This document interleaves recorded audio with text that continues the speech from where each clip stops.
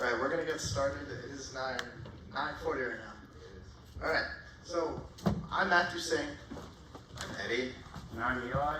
And we're gonna be talking about automating your Tele-Op using sensors to enhance your robot functions. But yeah, we're team 22161, Dark Matter from Brooklyn Park. So let's get started. Here are something we'll be covering through the presentation. First, why use sensor. Second, the overview and the usages for the 6-man sensors. And what a simple mechatronic, which is mechanism and electronic solution looks like. And questions are welcome at the end of the presentation. Yeah, so first, get some stuff out of the way, why you should use sensors on your robot. There's a difference between your active feedback and your passive feedback.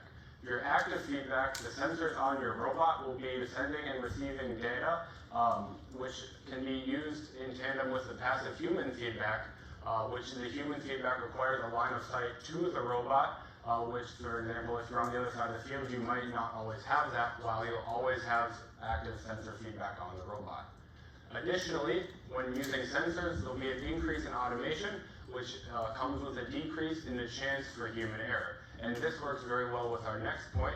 Faster cycle times will lead to more points per match.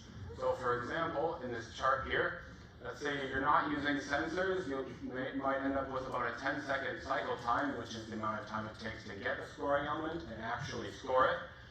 So in about 120 seconds of Tele-Op, you might complete 12 cycles, and then you'll end up with a point value which will be determined based off of the game.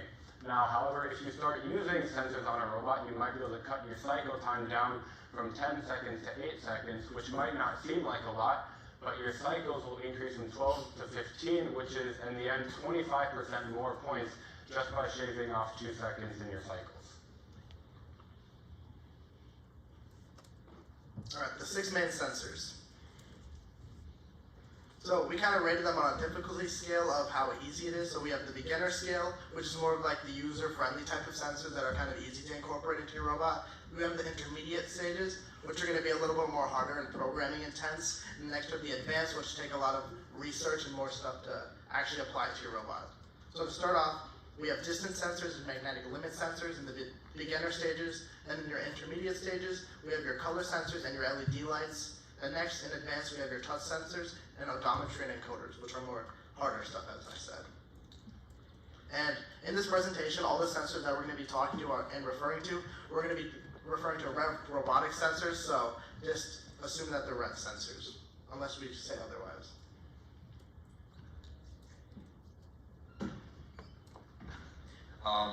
So what is a distance sensor? Here are some pictures of the distance sensor. But a distance sensor is a device that can measure the distance between itself and an object of a surface, and it could be operates between 5 centimeters to 200 centimeters, and it does not require any physical touch in order to activate the distance sensor. Some ways that you'll be able to apply distance sensors on your robot. The main thing that you can use it for is your distance from walls or any other objects on the field, which can be useful for positioning your robot during the Tele-Op stages of the match. You can also use it as a type of tripwire. So let's say you have a box where you're intaking scoring objects onto your robot. The distance sensor will always know the distance between itself and the wall on the other side. But now let's say you have a scoring object, in this case a cube, that passes between or into the box. Now the distance sensor is reading a smaller value up to the cube, which lets your robot now know that there's an object that it's in possession of. What is a color sensor? So basically, a color sensor senses by measuring the values of red, green, blue, and alpha of an object. So, contrary to belief, a lot of people think that color sensors work by just like looking at an object and thinking, oh, that's blue. But the way color sensors actually work is it's going to take the certain percentages of each color and use that to determine what color an object actually is. So for example, it's going to be like, oh, this object is 10% red, 20% green, and etc. And it's going to go from there. Rev Robotics color sensors also have a built-in distance sensors that functions between 1 centimeter and 10 centimeters. So unlike an actual distance sensor, it's a lot smaller of a distance, but it still can be applicable in many situations. And some application of the color sensor. first to differentiate between game objects. So for example, we have this light yellow colored ducks, and we have this slightly dark yellow cube, and we have this white ball. The color sensor will be able to differentiate between each object and can use the information in the game. And it can also be used to sense the tape line on the board, and which can be used to Tele-Op positioning. So in the picture, you can see the fourth circle, which is like the beginning line of the Tele-Op. The color sensor will allow your robot to kind of detect the color and kind of position it on the right position for a Tele-Op.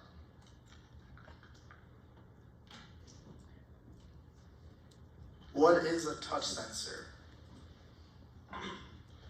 A touch sensor is a sensor that acts as a button and activates upon a physical contact, and it acts as a binary operator, which essentially means that it's either fully pressed or it's not pressed at all. So the way that you can apply this, which we'll talk about in the next slide, Eli will talk about it.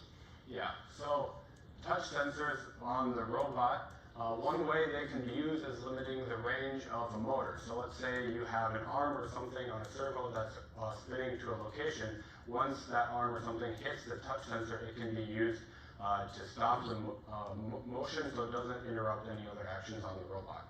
Another way you can do it is pressure plates, similar to a space bar that you might have on a keyboard. This is an old example from an old Team 12586, where on the intake ramp on the front of the robot, they had this touch sensor, which Matthew's passing around right now. As objects would come up the ramp, they would hit the space bar, and the robot would now know that they're in possession of an object.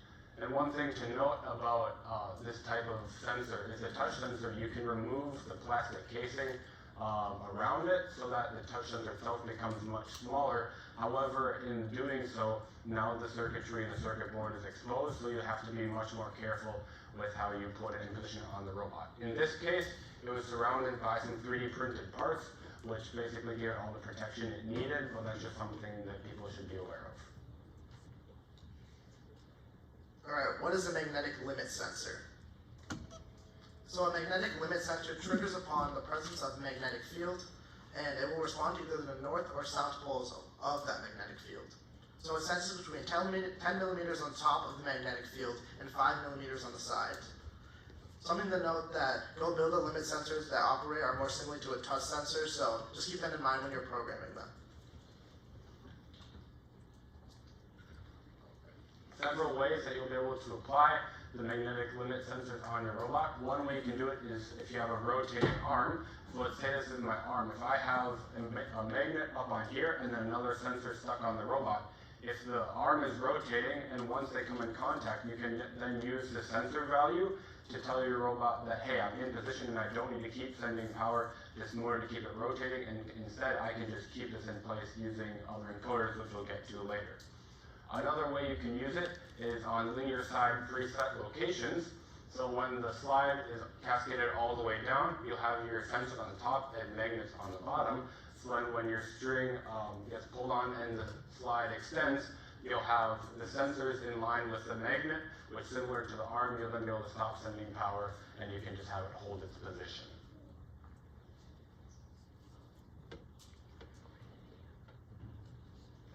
What is an LED?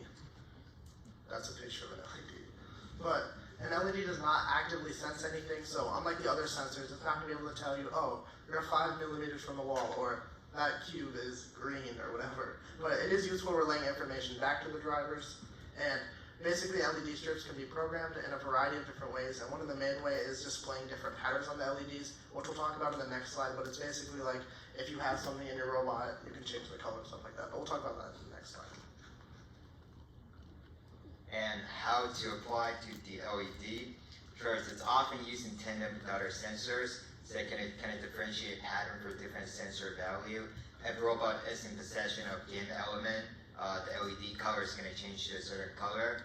It basically acts as an indication for the driver to kind of know what's going on the field. And here is a little demonstration from our robot. Yeah, this is a video from our sister team, 22162 Protoplasma. Last year they had these LEDs on the robot, so during the match they'd either be red or blue depending on which side they're on. But then when they would come up to a cone and intake it, the LEDs would change to white, allowing them to know that they're in possession of a game object. Now this was very useful for them. Say the robot was on the other side of the field, they occasionally wouldn't have direct line of sight with their intake system, so this just allowed them to be able to know that they're in possession and won't have to keep spending a lot of extra time in those cycles.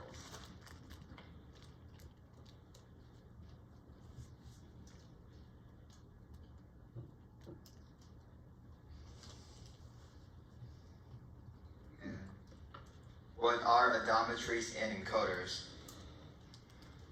Odometry wheel, often referred to as odometry encoder or simple encoder, plays a crucial role in measuring the movement and position of the robot.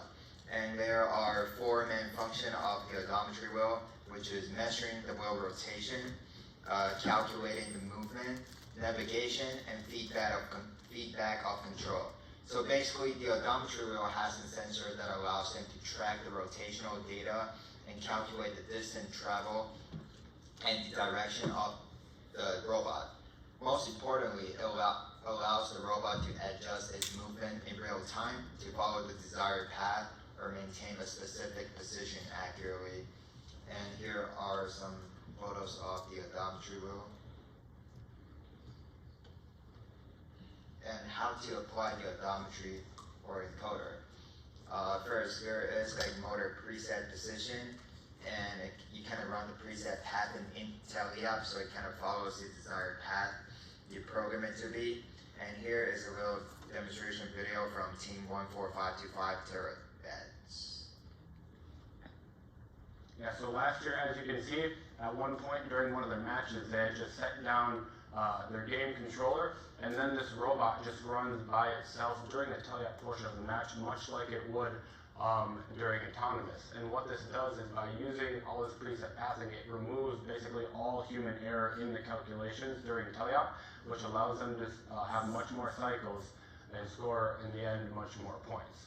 Yeah, going off of that, it is really useful to use it in Tele-Op. As you can see, they're getting a crazy cycle time, but the biggest problem would be that when you do preset pathing like this in Tele-Op, that it doesn't account for error that can happen like with other robots. So for example, that if there was another robot like right there in front of him, when he ran that program, the robot wouldn't be able to know that there was a robot there, and it would kind of just mess up his entire Tele-Op. So just be aware of that if you're going to do that during Tele-Op.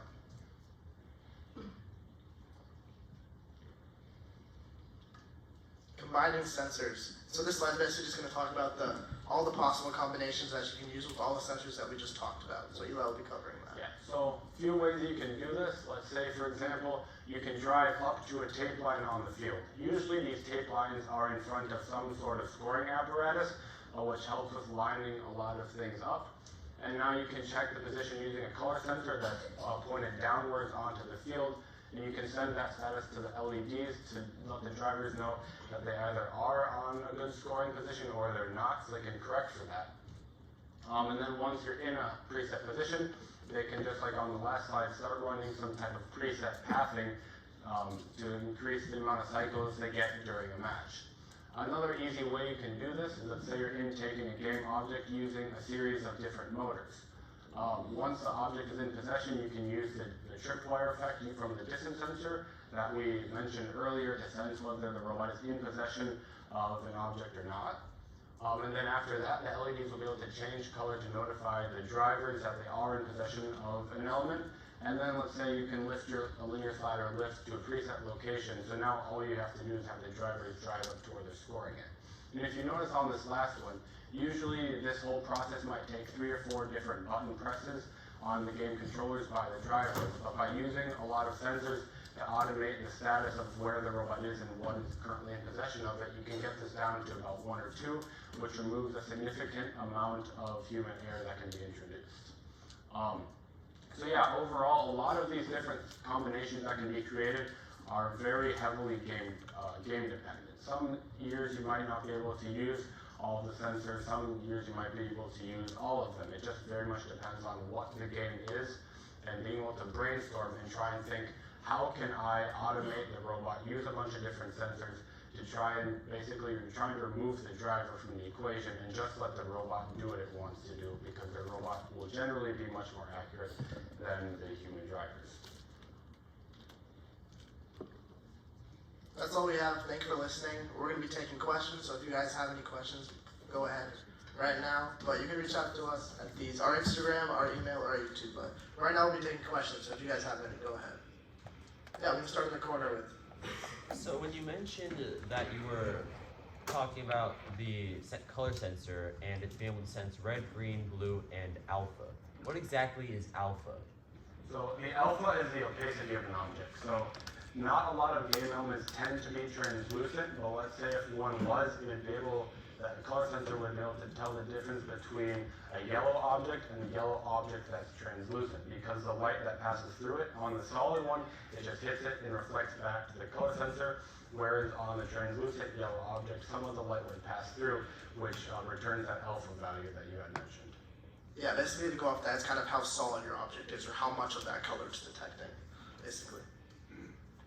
Any other questions? Yeah, right back there. What's your favorite sensor combination? My favorite sensor combination. For me, I'll let Eli answer next, but for me, I like using maybe touch sensors when using LEDs, because I think it's, or maybe distance sensors, like the tripwire effect that we talked about, because it's really useful for giving your driver the information. It just makes everything a whole lot easier.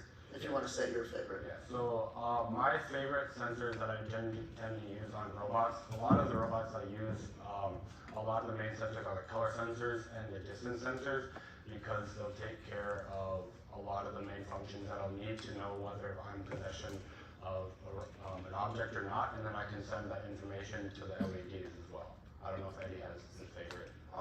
My favorite sensor is definitely the LED sensor, because it kind of makes the robot cooler, as well as the odometry. It's very cool to see that the robot kind of autocorrect the path, so you can kind of kick the robot during the autonomous, and it's still gonna like autocorrect to the correct path it's desired to be. Yeah, next question. How does the color sensor differentiate between a translucent object with a color background and like an opaque color with just a mix of those? Sure. So the way the color sensor works, depending on how it's positioned in your robot, sometimes you'll be able to just send the light directly at the object itself, and it can differentiate it that way. But a lot of times that's much more practical. What it'll do is it'll create basically a 3D view of all of the colors that are coming in from it. So if you have a solid object, it'll return different red, green, blue, and alpha values. And when that 3D map is compared with the one that's translucent, it'll return different values. And then that 3D map, or an array, which often it creates, will then you'll be able to tell the difference between the two. Did that answer your question? Yeah. Okay, anyone else? Yeah, we can go right there. On your color sensors, are they impacted by how much white light is in the field, if it's a dimly lit field versus a highly lit field? The color sensors, they all emit white light to start with, so the light that's coming back is just a reflection of itself. I've never had issues with the status of like the lighting on the field affecting it very much. I suppose it could if it's not like in something that's enclosed and you're getting all this ambient light shooting at it, but I've never generally had that issue. Yeah, if you see the color sensors, they usually have a light on the bottom of it that emits through it. It usually uses that. I don't think we've had any problems with the field lights, so far at least. Yeah, back there. Have you found it easier using ultrasonic sensors or the IR rad distance sensor for sensing the walls? Which one has been better for you? I know that some teams will use them, and some teams just don't like the distance sensor just because sometimes you might have that variability. As someone that's been to like a lot of different competitions where the fields are varying degrees of being lit, I've never had an issue with the distance sensor not being able to detect like the walls or anything on it as compared to the ultrasonic sensor. I would assume that both of them would be able to do similar things, and it's really just personal preference. But other than that, I don't think there's really much of a difference between them. Yeah, right there. So last season, me and my team had issues with using color sensors, and so on the cone, we had issues like it detecting the right color because like different fields would have different color lights and stuff. Is there a way of getting around that? Eli. Yeah, so the easiest way to do that is just make sure that you're not going to be receiving a lot of that ambient light. Try and enclose the color sensor and the object you're trying to sense as much as possible. Generally by like a black box that you can 3D print or just like put tape on so it's darker, and it absorbs a lot more of the ambient light. If you do receive any, that's probably the best advice I could give off the top of my head. I don't know if any you might have programmed from the color sensors and have a different opinion on that. Yeah, I was gonna say, when you program it, it should be able, you could probably change the distance, maybe not have it detect color as far, so you're not detecting the other robots, and maybe decrease the distance, and maybe that could help with the problem.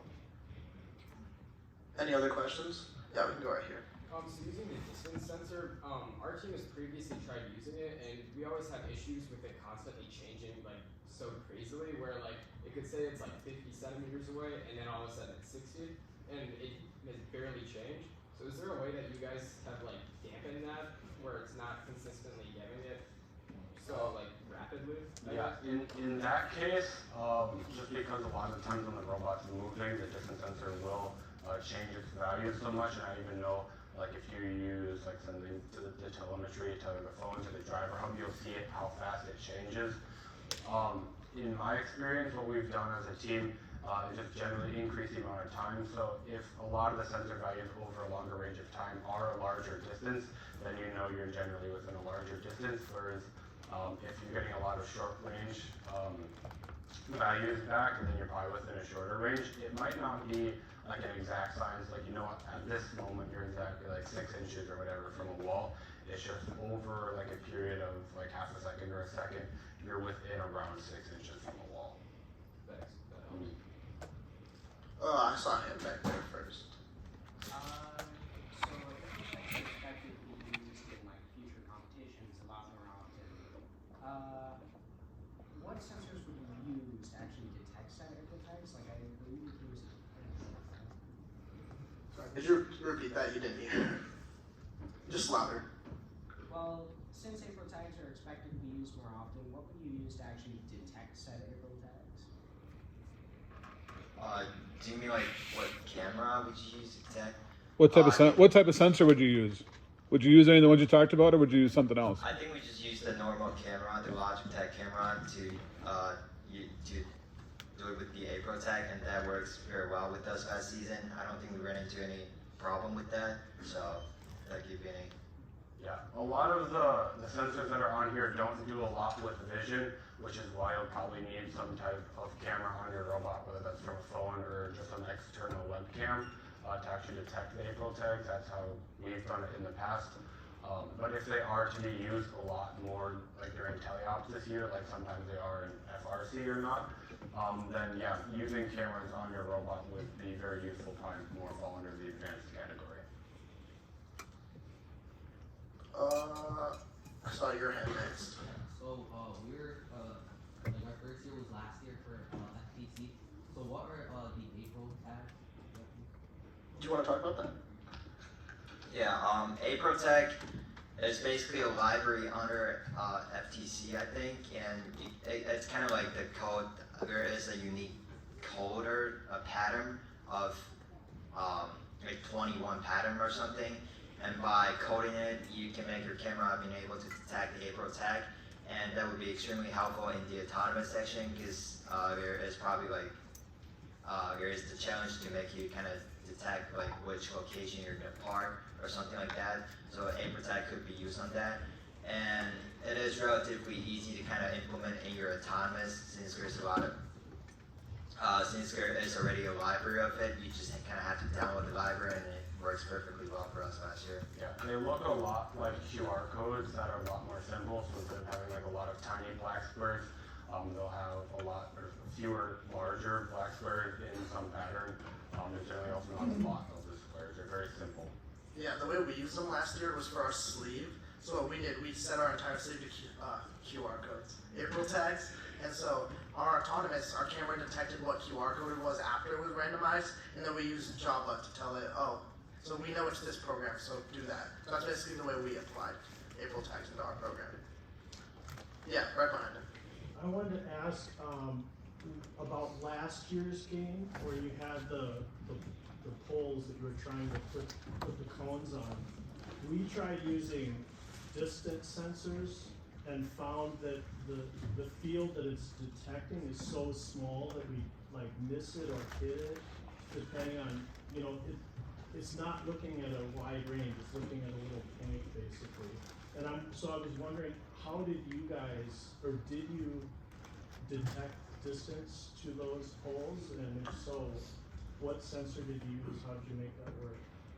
We didn't necessarily use like a distance sensor. Our robot had like a corral at the bottom that was slightly larger than the size of a cone.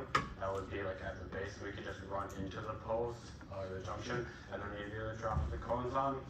I know a lot of other teams, they use some very complicated algorithms using cameras that were on their, like where they had the cones, they would be able to detect where the exact alignment of the junctions was. But we didn't actually use like any distance sensors or color sensors to try and detect them. Yeah, just to go off of that. Since the pole is so thin, there's a really small or large room for error. So we just kind of did it mechanically with the, like you said, the canal. So it's just easier because you just run into the cone or pole from any position rather than having to rely on the distance sensor. That's the way we solved the problem. Okay. And the red shirt right back there. Just real quick, we should probably wrap up though, so the next team can get set up and ready to present too. So these guys have email addresses, so you happily take any questions via email as well. So we'll probably have more questions than we have time to answer. So just to be considerate of the next teams presenting. So You can probably take like one or two more questions if they're quick. So you can go ahead. Yeah, I'm really curious about like odometry. I want to incorporate that this year. I'm just curious, like if you're at quarters, are you having those on the active lead drive wheels, or do you have a passive set of wheels that you do it quarters on? That might be one to talk about afterwards, because that's going to get into a little more of a lengthy answer to that. They'll happily talk to you maybe outside. We can talk to you about it. The easy answer is that they're just on passive dead wheels. Basically, there's 3 of them on the robot, and then when those dead wheels rotate, they just send that information back to the encoders. One more question? One over there. Right there. So last year, our robot was overheating. Is there any way to fix that?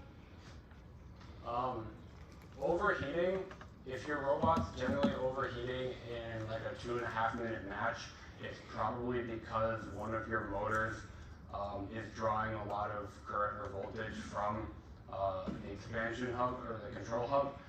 The control hubs have like a built-in function. You can check the amount of velocity that's being drawn, so you can try and limit that. Else, black piece of plastic will conduct a lot of heat, so trying to use less black and like more white or any other color would be a way to try and reduce the amount of heat on your robot. If you guys have any questions, you can email us. That's all we have. Thank you.